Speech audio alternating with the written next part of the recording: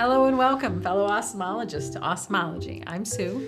And I'm Ben, and in this episode, we are talking to a friend, client, and fan of the show, Jimmy Hayes, about what it's like to start an online comic shop. Welcome, Jimmy. Thank you, Ben. It is nice to finally meet you in person. Yes, it is. Very indeed. excited. Yeah.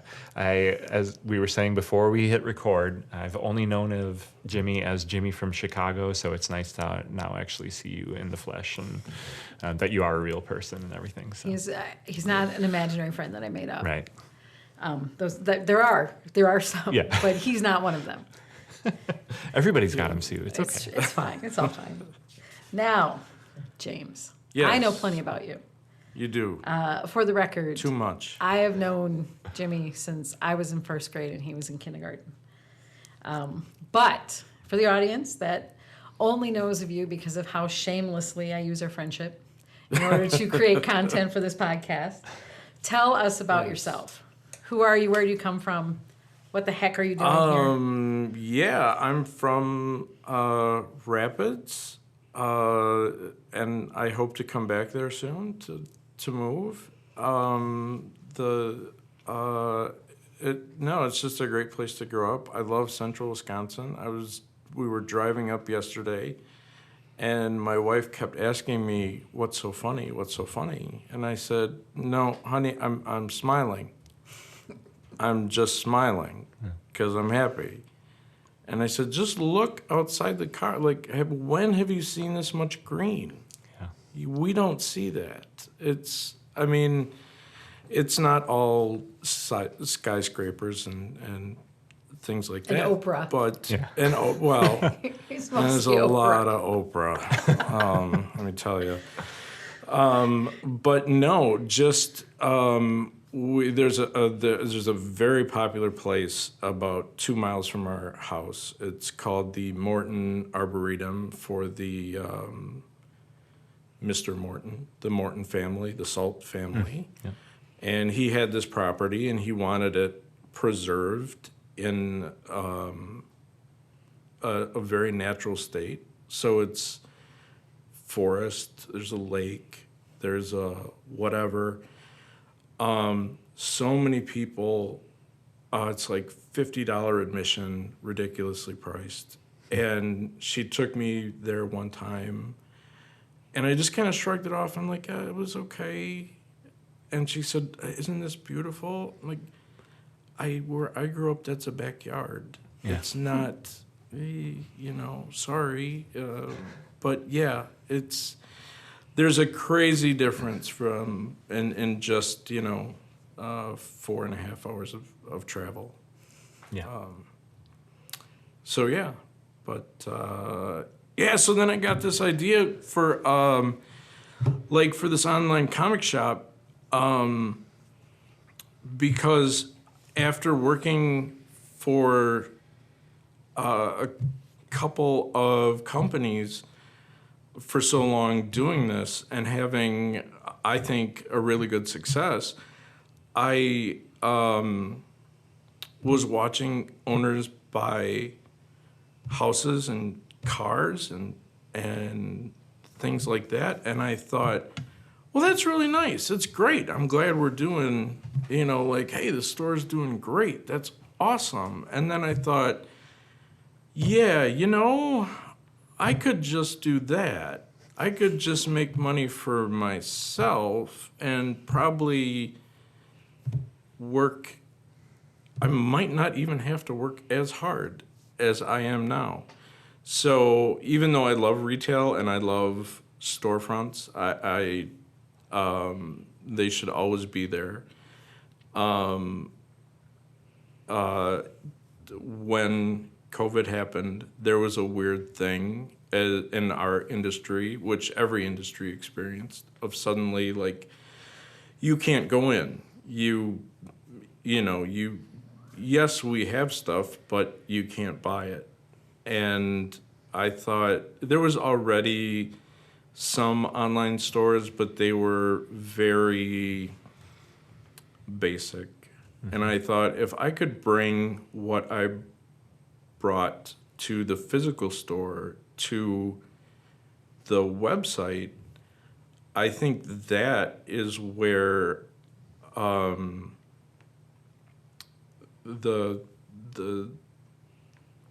I think that's where it would click. And now technology is at a place where, I mean, I am not a computer guy at all, but with stores like Shopify and things like Canva, you can literally do anything. If there's something I need to know how to do, you can, I mean, I don't even Google things anymore. I YouTube things or TikTok. And TikTok especially is great because it's, I don't know, like a minute, 2 minutes, something like that. And you know how to do it, and you're doing it, and you're like, oh, okay, cool, done. Yeah. So yeah, I just and it's an opportunity to interact with a customer, to place all your attention on that customer that's shopping with you, because you have no, air quotes, distractions, like, you know, having to open a store, you know, make sure you're there for open to close.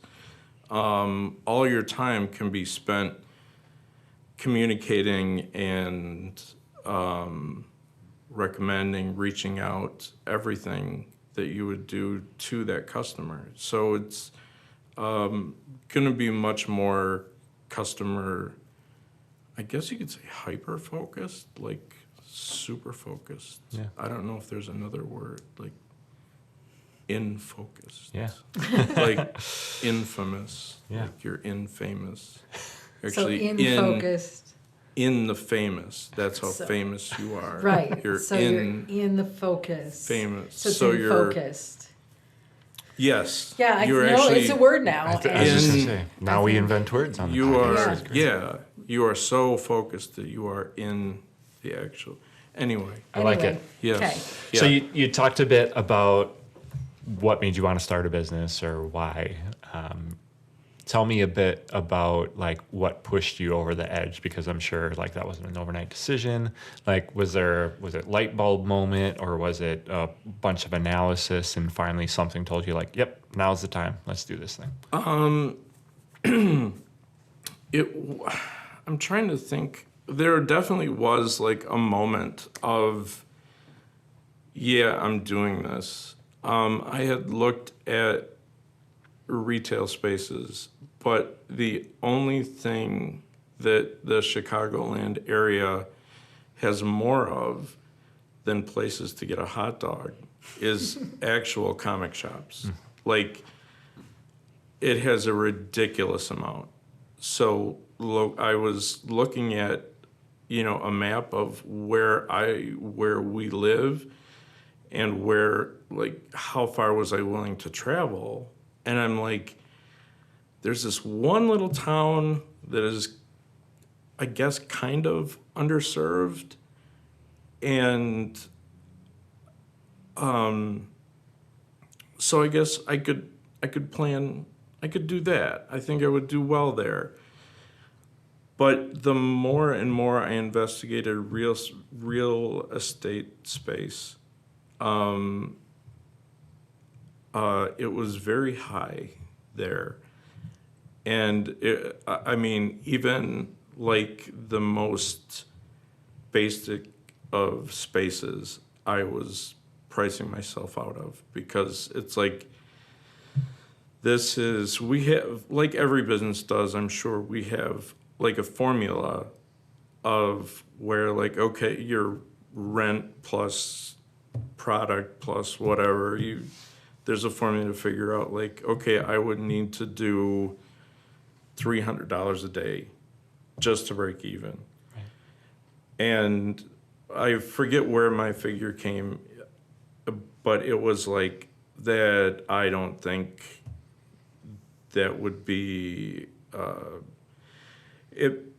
At the very most, it would have been sustainable, not, but no growth, I don't think. So that's when COVID happened, and yeah, I mean, I was buying comics, and it was like, this stinks, because you can like do a drive-by and roll your car window down, and somebody will maybe throw your bag and hopefully hit your window, and you're like, thanks, charge my card.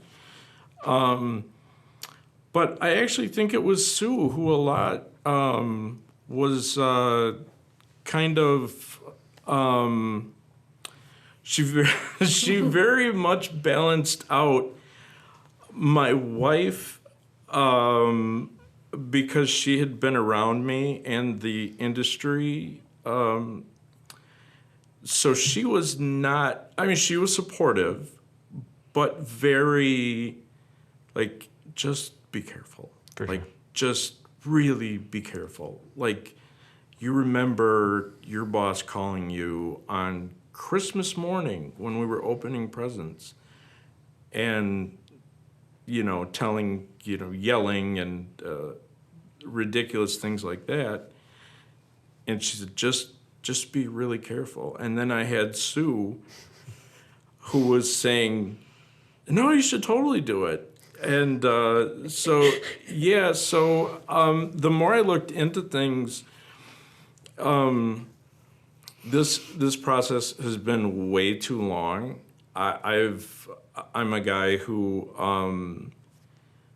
likes for things to be perfect, and I've recently really come to realize that done is the new perfect, because aside from like, Amazon or, a Walmart, Best Buy, whatever, no website store that I go to is perfect. They all have their hiccups. They all have their things like, oh, I wish I could do this. And, so yeah, there's going to be mistakes. I want to be ready. I don't want to just, flip lights on and, okay, go. Yeah. I want to be ready, but it's just doing it is more important than having it be perfect. Right. Because what the customer sees is going to change anyway, whether, nobody cares about your countdown clock on your to your launch date. Yeah. No, you're the only person that does. No one else does. So people just want to buy their stuff and get it as fast as they can. Nice. So yeah, I asked the question not knowing the role that you played in the story, Sue. So nice job. Way to well, as his chief marketing officer, Yes. I can tell you, and all based on the belief that, number one, he knows what he's doing, right? So he's spent years and years and years and years in the comic book industry. A lot of the conversations we have had are you saying to me, Jim, here's what this guy does who's an owner, and I would never do that if I was an owner. And so those just sort of stacked on top of each other, where it was really easy for me to see, like, what you want to do, what the shape this takes and what you want it to be. So there's no question that given the time and opportunity, you could make it what you want it to be, because all Right. of those are you have such well-formed ideas of what it should be. And I want to, before we move on from this, one of the things I thought was most interesting, knowing how, of course, I know sort of your whole, not your internal journey, but your external journey to get here, was that we've talked a lot, you and I, about the difference between the way an average store handles the customers and, recommending books and things like that, and the way that you felt you should be doing it as an ethical business person and someone who's there to connect people to comic books. So can you talk a little bit about that? What's your philosophy about just being that connection between people and something you love? My first thought is very contradictory, because one of the guys I worked with that was leaving the big chain I used to work for, and he was actually moving up to Wisconsin. I think we had like a goodbye breakfast for him, and said like, what are your future plans? What are you going to do? And he said, I don't know, but I want to tell you all, never make your hobby your job. And so that was kind of like, okay. And now years later, I could not disagree more. Yeah, absolutely. I have moments where it's like, if I see another one of those comic books, oh my God, you know what? I'm going to puke. But I think there's just a really strong commitment and a really strong drive when things aren't just widgets, when they're things that you care about, things that if you go to, I don't know, that's not a good example. I was going to say, if you go to Quick Trip, the person hasn't eaten everything there, but maybe they have. Yeah, you've met my son. They probably have. Yeah, He probably yeah. has. I think I've eaten everything there this trip. But I mean, if you go into a big box store, like you can't find someone. You may be able to find someone who's used something, but you can't walk in there and say, I'm bored. What can you recommend? Because that person doesn't do everything that store carries. It's impossible. But with this, I just want people to be entertained. And I've had great reaction from like my inner circle of friends who are like,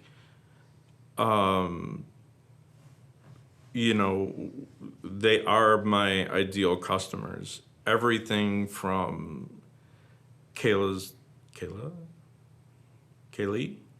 Kylie? Yes. Her too. Her logo, to the name, to everything. They're like, you know what?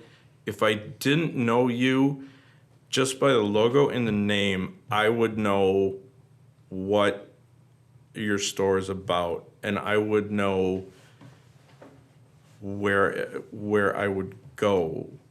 I mean, in a world where you can name a store anything you want, and so there's so many stores that it's the owner's name of some sort or something like that, and like,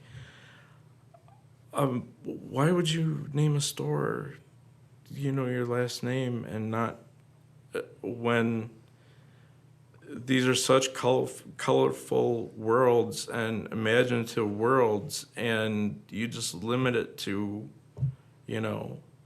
Smith Comics. It makes no sense to me. And there's a lot of like really in depth, like even I am not getting the references that some of these guys are naming their stores. And if I'm not getting it, there is zero chance that any casual customer is getting it at all. Mm-hmm. So it's just to get people inside these stories and absorbing them, being entertained. They're all really fun worlds, no matter which one you go into. Yeah. So your shop hasn't officially launched yet, but there must be some preliminary work that needs to happen to get you there. Can you outline us what the process has been so far? How many parts is this? Yeah, we have 2, 3. We have 7.5 hours left. Okay, yeah. All right. I can start to touch on it then. The biggest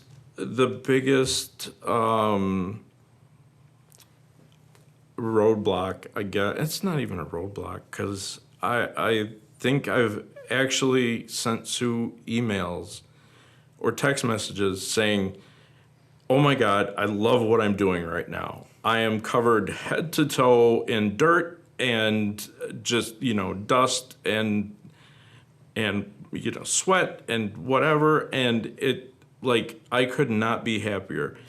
So obviously the biggest hurdle for me was getting the format for the website. I struggled with that so much because there's half the commercials you see on TV are for hosting sites or online shopping platforms. So I had to settle on one, and then there was a lot of playing around. And once I felt I got something that I really loved, it was, okay, I don't think if, I don't know what the exact word is, but I guess, time at your site, if I want to have any, depth for people to look around, I need, I gave myself like a number, like I need to have this many products on the site. And that's aside from the new product that comes out every week. So going through my 40-year collection and pulling stuff and finding things that you can't find on every comic book site, that has been very time consuming,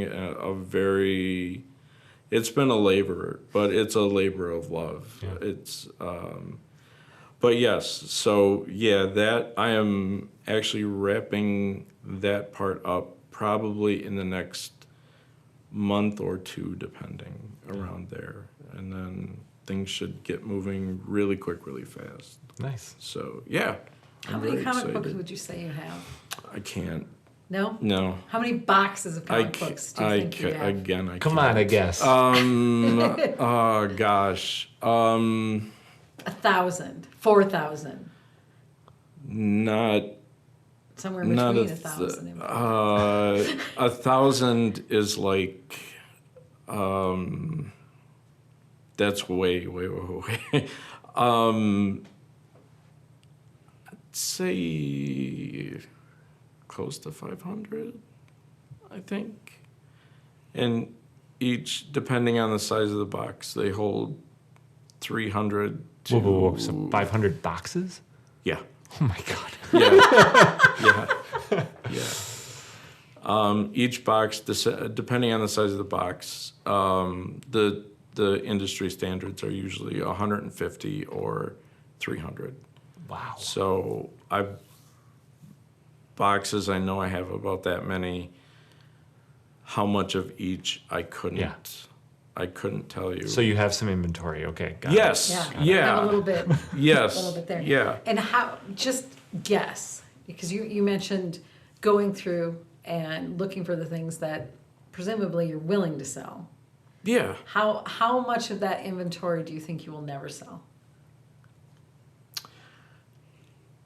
That's actually a question that has helped me immensely in going through the stuff. Like, I remember, unfortunately, the thing about this is that I'm handling everything. And when you handle everything, you remember crazy stuff. You remember the story, maybe you've met the creators, maybe you know them.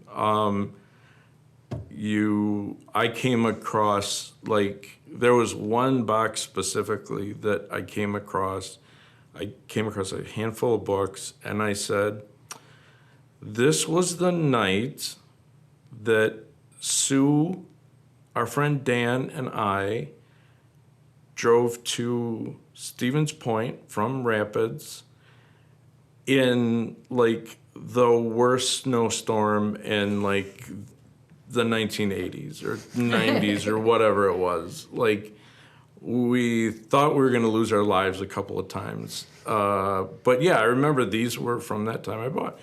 But then there's luckily there's a question where you think,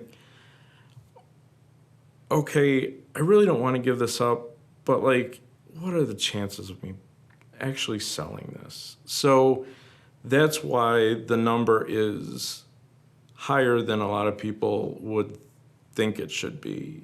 Like, a lot of people would say, like, well, can't you just have, you know, a few Spider-Man comics and a few Batman comics? Like, no. You gotta, you know, because not everyone is going to buy the most popular stuff. There's people who go online specifically for stuff that they can't find. So yeah, it's, the percentage rate I would say is high. What I'm guessing. Interesting. Yeah. Yes. So what are you most looking forward to when your shop is live and things are for real? The work. Just because I've done, when I worked at one store, I did work on the website, which at the time was super basic. And I would do that every week. So I do have some, you know, experience with online comic retail specifically. But just doing the work, and most of all, playing with a format or coming up with a format for like a Friday night hangout, or, you know, what night would be better to have, you know, the camera turned on and we can all talk to each other. 'Cause that's one of the things I feel strongly about. Like, people like to be in the comic shop talking to other collectors, fans, whatever. So like a, you know, a chat room, a Google Hangout, a video, whatever. I think that's a very important part. And just playing with that and seeing, you know, like when is better for the majority of the people. And I mean, I'll always be contactable, if that's a word. I don't know. It is now. Yeah. I am in contact. That's how. 2 new words today. We're doing well. So Yeah. good. Love it. So do you have an initial plan for how you'll promote a business that's purely online? I am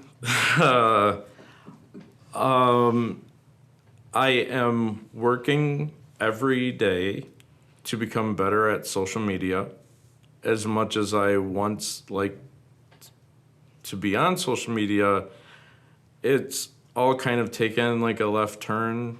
It's not as, we'll just leave it at that. So I'm working a lot better, and to make myself a lot better.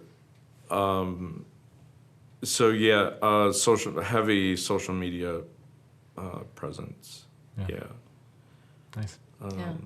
And also just as a side note, a thing that I know is that as part of that planning and strategy, Jimmy has to go through 2 or 3 times weekly lectures on marketing from his friend, and they're long. He'll ask one question, but Ben, you know exactly what that's Right. like. Yeah.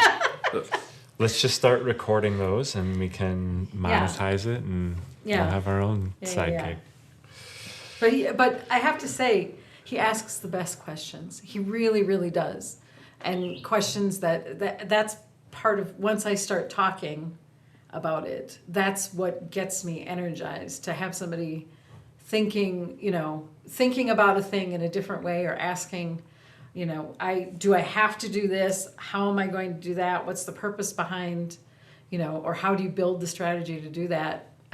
That's some of my favorite stuff to talk about. So he gets frequent email lectures. What about you guys? So what is, so I may have heard on a podcast about someone selling yoga out of their car in a parking lot.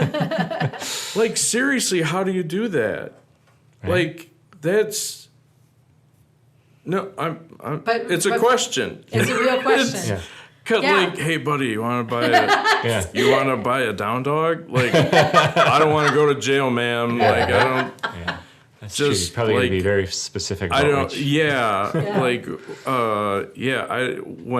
when I heard that, I'm like, what? Where now? What?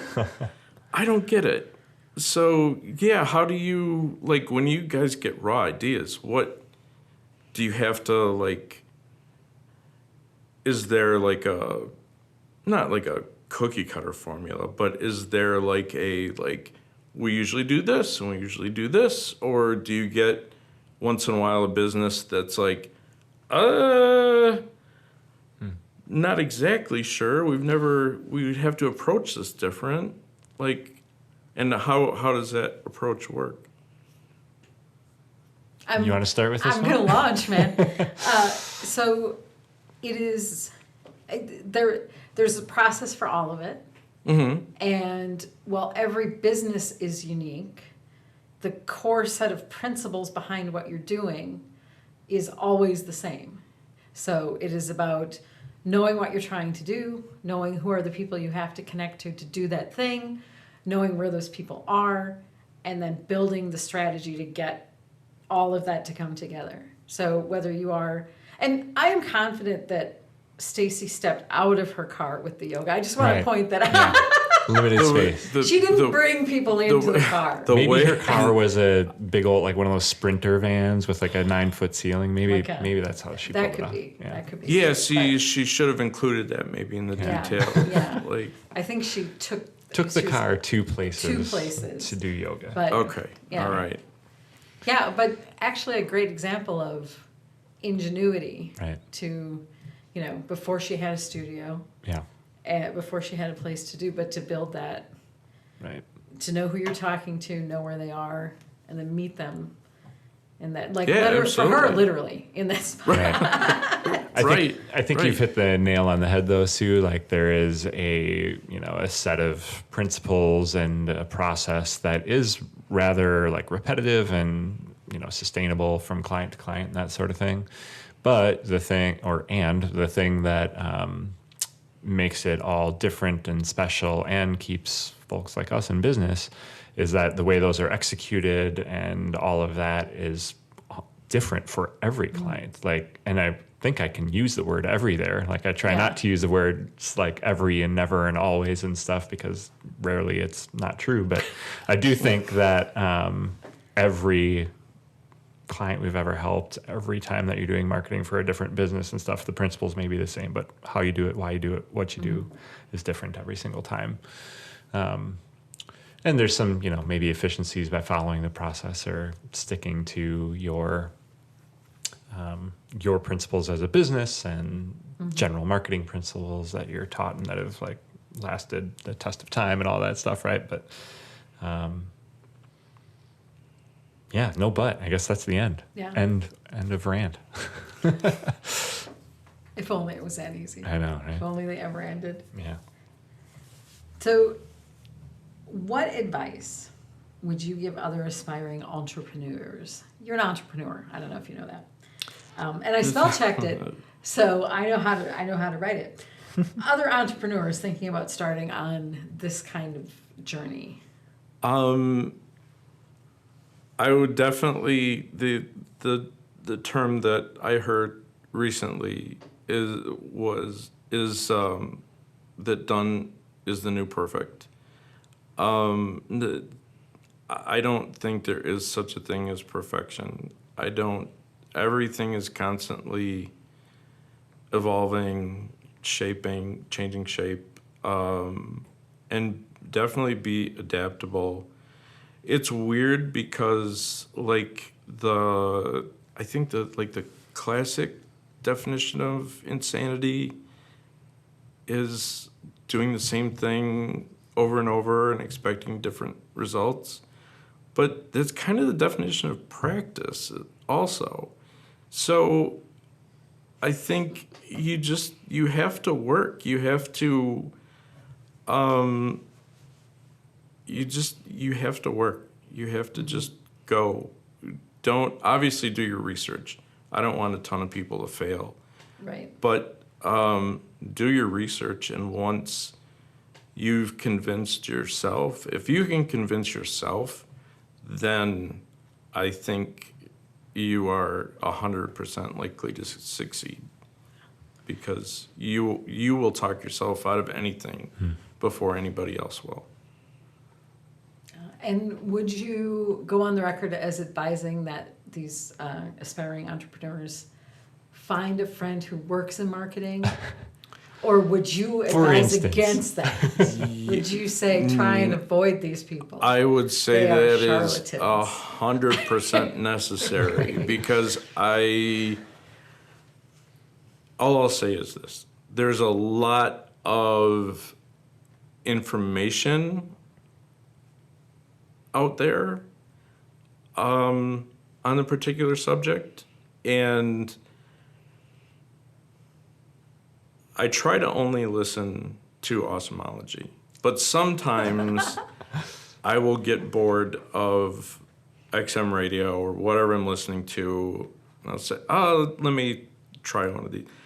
And I have heard so much contradictory information, not just from one podcast to the next, but like in the same podcast.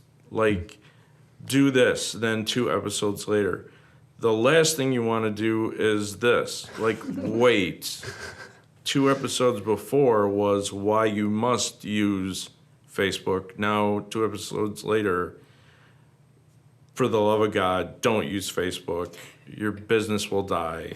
Like, yeah, it's crazy. It's very crazy. So yeah, it is very helpful. I guess I would ask you if marketers should hang up when their friends call or not answer when they say, I'm thinking about starting a business. Like, do you just go, well, good luck? Yeah, you should. Right Bye. now? Yeah. But I know for me personally, the puzzle of it, the challenge of it, the idea of taking a brand new business and thinking about what that could be, especially like in your case, there's no real roadmap, and I'm never going to hear from you, wow, we always do this, and that's, because there's none of that so far. Right. And I think that's a great space for any marketer to get to be in. Someone whose mind is completely open to trying things and talking about things, as opposed to, and I think there's a lot of people in the industry who are lucky to be in a job where you're working for maybe a single company that has a single-minded view, and you just end up cranking out a bunch of the same stuff, which might be very good, but it is, all from established thought and established precedent, which loses some of the fun and some of the risk, and Right.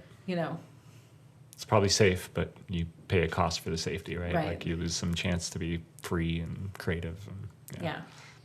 And I mean, marketing for the digital form is still relatively a new industry, right? Sure. I mean, social media is not that old, but even before that, it was only maybe 10 years of online existence.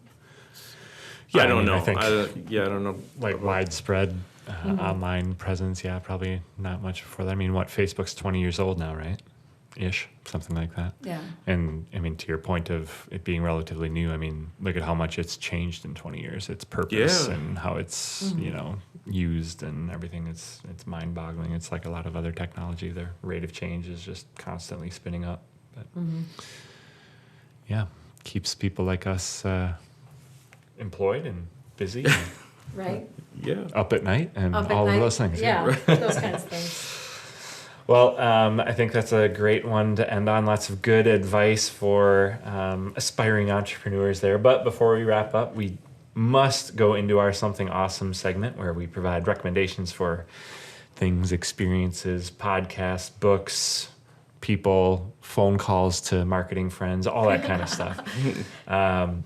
And in true tradition, I'll kick us off by putting a plug out there for this company called Grove. And I think it's actually Grove Collaborative, which is a company that's all about sustainable products, green products, things that eliminate plastic waste. And they sell many lines of things that are carbon neutral or at least carbon neutral, right? So I was telling Sue before the podcast started that I surprised my wife with a box of this stuff showing up on our doorstep. But I got a cool offer where I got a bunch of stuff for free.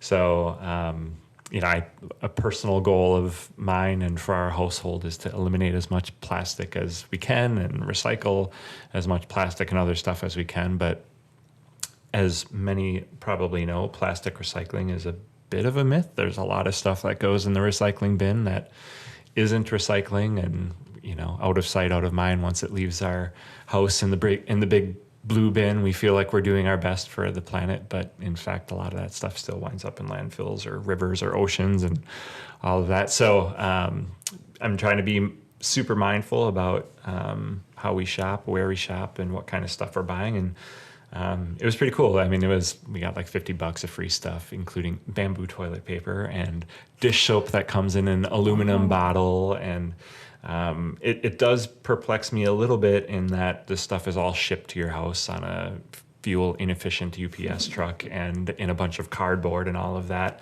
But compared to the alternative of us making multiple trips into town to buy a bunch of stuff that's in plastic and everything, we probably are at least just a little bit better. And I think that when it comes to things like climate change and recycling and all of that stuff, it can feel super daunting to think that you might have any kind of impact on that.